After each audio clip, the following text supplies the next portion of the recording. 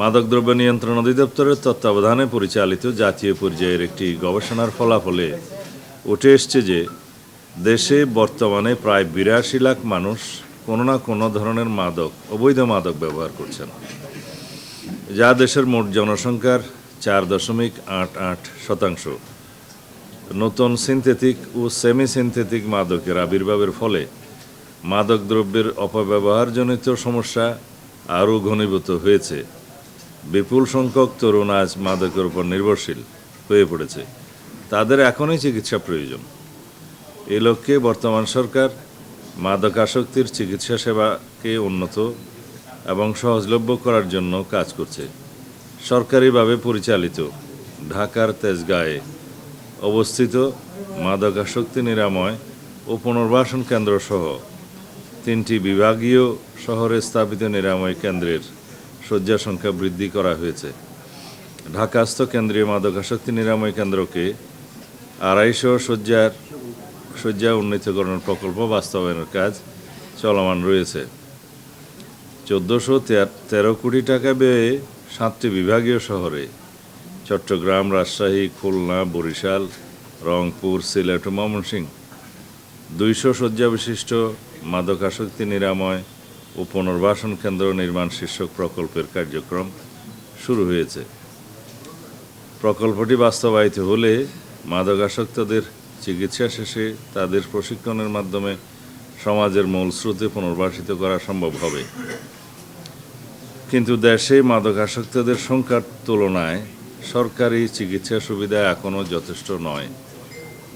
তাই সরকারিভাবে মাদকাসক্তদের চিকিৎসা প্রদানের পাশাপাশি বেসরকারি উদ্যোগকে উৎসাহিত করার জন্য সরকার নানামুখী কার্যক্রম গ্রহণ করেছে। বেসরকারি মাদকাসক্তি নিরাময় ও পুনর্বাসন কেন্দ্রসমূহে রোগীদের চিকিৎসা সেবার মান বৃদ্ধি এবং মানব সম্পদ উন্নয়নে চিকিৎসা সেবা সম্প্রসারণের লক্ষ্যে সরকার আর্থিক অনুদান প্রদান করছে। চলতি 2025-2026 অর্থবছরে দেশব্যাপী লাইসেন্সপ্রাপ্ত 403টি বেসরকারি মাদকাসক্তি নিরাময় ও পুনর্বাসন কেন্দ্রসমূহের মধ্যে 73টি বেসরকারি নিরাময় কেন্দ্রকে 1,10 লক্ষ টাকা অনুদান প্রদান করা হচ্ছে আজকে। এর ফলে মাদকাসক্তি নিরাময় কেন্দ্রগুলোর চিকিৎসা সেবা আরও উন্নত হবে বলে আমি আশা করছি।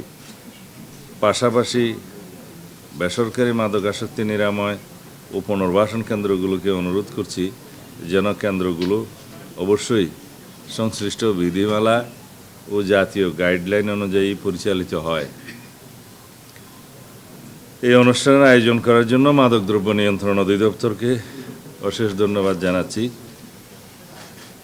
আগামীকালকে 26 জুন মাদকদ্রব্যের অপব্যবহার ও অবৈধ পাচার বিরোধী আন্তর্জাতিক দিবস। এই উপলক্ষে আমরা প্রেস ব্রিফিং করব এবং আমাদের অনুষ্ঠানাদি ওসমানী স্মৃতি মিলনায়তনে অনুষ্ঠিত হবে। সেই সূচি আপনাদেরকে পৌঁছে দেওয়া হবে। আমি তাও সংক্ষিপ্তভাবে বলি। 8টার সময় মাদক বিরোধী র্যালি, এটা কোত্থেকে হবে? মৎস্য ভবনের ওখান থেকে। মাদক বিরোধী বন্ধন ওসমান স্মৃতি মিলনায়তনের সামনে 9:30 থেকে ওসমানী স্মৃতি মিলনায়তনের ভিতরে অনুষ্ঠান আরম্ভ হবে।